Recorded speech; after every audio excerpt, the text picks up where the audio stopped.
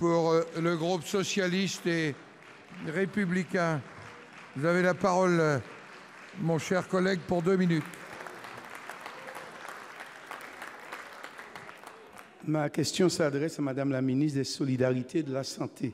La presse locale de Martinique et de Guadeloupe s'est fait l'écho depuis le 26 décembre dernier de vives préoccupations relatives à une augmentation des limites maximales de résidus dites LMR de chlordécone intervenue dans la plus totale opacité en 2013. Cette augmentation a par ailleurs été confirmée par le ministère de l'Agriculture en septembre dernier. L'étude Canari affirme clairement que 90% de la population martiniquaise a du chlordécone dans le sang, soit 9 Martiniquais sur 10. L'étude Carouille-Prostate, quant à elle, a révélé le lien significatif qui existe entre les cancers de la prostate et le chlordécone. Notre île détient le triste record mondial du nombre d'hommes atteints de cette pathologie. Son incidence et sa mortalité, autant en Guadeloupe qu'en Martinique, ils sont plus élevés qu'en Hexagone.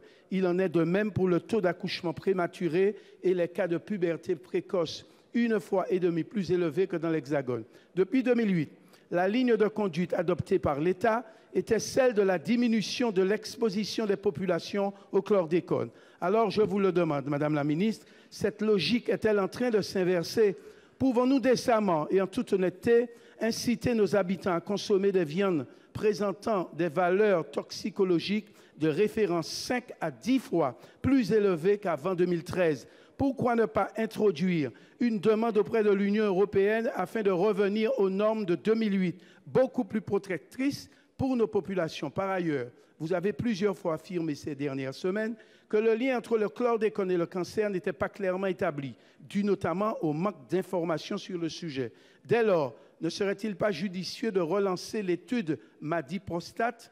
Enfin, le Centre international de recherche sur le cancer a classé le chlordécone comme cancérogène possible pour l'homme en 1979, mais il n'a jamais été reconsidéré en dépit des nombreuses informations acquises depuis cette date. Au regard de ces éléments et au vu des résultats de l'étude Carouille-Prostate, le gouvernement entend-il saisir légitimement le CIRC pour un éventuel reclassement du chlordécone comme cancérogène probable ou cancérogène certain? J'espère, Madame la ministre, que vos réponses seront à la hauteur des attentes des Martiniquais et des Guadeloupéens qui nous regardent avec inquiétude. Je vous remercie. Pour vous répondre là.